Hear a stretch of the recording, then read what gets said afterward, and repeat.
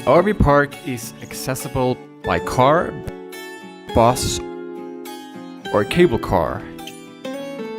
In the latter, you will gain a spectacular view over Medellin and the slums. The entrance to the park is free.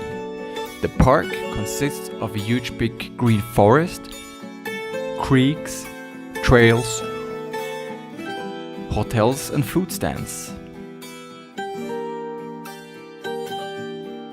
The park has also the Hotel Piedras Blancas, a nice eco hotel with 24 rooms in the middle of nature.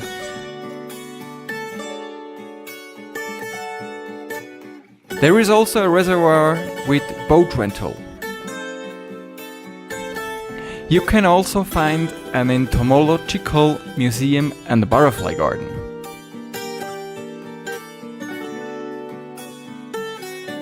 If you visit Medellin, I can highly recommend a visit to Parque Arví.